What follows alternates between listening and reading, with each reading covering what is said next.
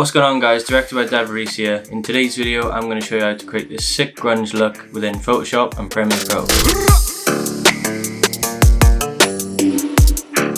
So we're over in Premiere Pro, and now what we're going to do is we're going to scroll through some of our footage and pick where we want to take a screenshot and where we think this effect would work best. So we're just going to take some screenshots by coming over to the camera export frame button and click that, and then save it and name it wherever you want on your computer. So jumping over to Photoshop, we're just going to open up our screenshotted image here. So as you can see, here's our screenshot, and all we're going to do is we're going to go Command T to resize it, and we're just gonna make this slightly smaller and put it in the middle so it doesn't quite fill up the whole screen. And now we're gonna use some grunge textures. You can pick up some of these grunge textures from my grunge texture pack. So now we're just gonna use the blending modes, which is on the right hand side, to create a different look. So we can go through and click the blending modes. This one looks good, and then we're going to right click and create clip and mask, and this will clip it to the image without it spilling over on the sides. So now we're just going to add a couple more textures.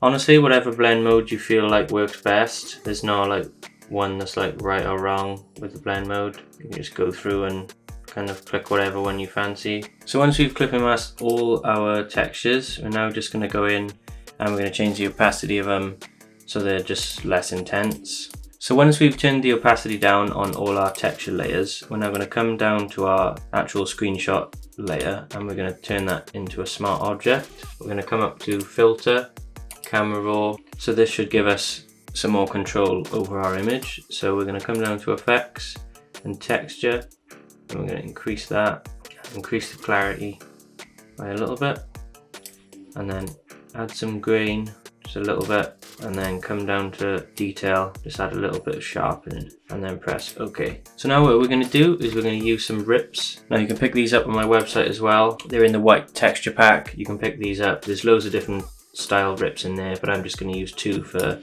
this tutorial. And what we're going to do is we're just going to line these up like this, and then we're going to come down, create clip and mask, which should bring it in like this. Hold Command J to copy it. I'm going to put this one at the top, spin it around and match it in at the top, and again to create the clip and mask. Then we're going to use this rip to the side. Let's just line this one up to the side, and again create clip and mask, and then Command J to copy it, and let's put it over this side as well, and then make sure we got a clip and mask. It should have like this box kind of effect, but as you can see, it kind of needs a bit of work in the corners. So what we're going to do is we're going to click on our rip here on the right, and we're just going to blend in this by hitting the mask option, brush tool, and making our brush a bit smaller, zooming into the corner, and then we're just going to brush over our image. And then we're going to do that on the other side as well. So we're going to hit a mask, and then we're going to just brush away just to blend this in. Do that on the bottom.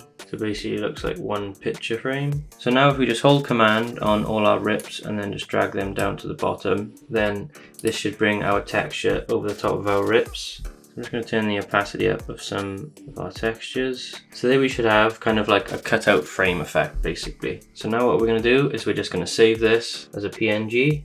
So file, export as PNG, and then we're going to come back over to Premiere and then import our photo and then drag that on. And we're just going to create 3 of these. Hold Option and drag one up, and then go to Effects Controls and then Scale, make it slightly smaller, and then add a rotation to it, and then we're going to bring one up again, I'm going to go slightly smaller and add a rotation to it. And now we're just going to come a couple of frames over, so we're going to go 1, 2, 3 frames, and then delete that, 1, 2, 3 frames over again, and delete that one. So as you can see, we should have like a stairs kind of look on our photos. And then again we're going to delete that, and then we're going to do the same on the other side. So we should have like a pyramid look going on. So once we have something like this, we're just going to create some flashes and fast movement stuff to go around it. So now we're going to come over to our project panel and just add an adjustment layer. Make sure that it matches your timeline and drag that adjustment layer over the top. And this is going to save you a load of time. I've already got my flashes pre-made. You can pick them up again on my website if you want to. But if you've got your own kind of effects and stuff, then use that. But I'm just going to type in the fast movement flash, and then we're going to line up. So there we just got a nice zoom in, and then we're going to add another one by going another adjustment layer like so, make it a bit smaller. I'm going to add that here, and then come up to effects and add another fast movement flash, and then we're going to grab yet another adjustment layer and add it onto this side, and this time we're just going to use like a multi-flash for this one. So we've just added a multi-flash in the middle of our clip, and then we're going to hold Option on our first effect we made earlier and drag it over, and then line the keyframes up like so, and then drag the other one over and then line up those. So basically here guys, we've just added some fast movement flashes, some multi-flashes and some more fast movement flashes, just to kind of give this kind of quick look about it. What we can do now is we can nest our images and hit nest, and then come over to effects and type in transform, and then drag that on to the nested clip.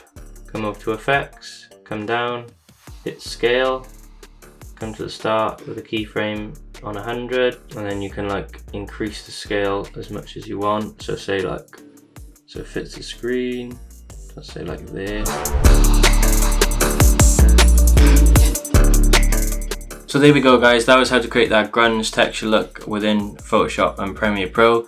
This is a really cool effect, it's quite unique to use in your videos, it's really good, it kind of comes onto the screen really quick and then goes off. If you'd like to pick up some of the packs used in today's tutorial, don't forget to head over to my website and pick them up. These editing packs are going to save you so much time, so you don't have to create these effects from scratch. You can just literally drag and drop and you'll have the instant effects. So I hope you did enjoy the video, don't forget to like, comment and subscribe, and I'll see you in the next one guys.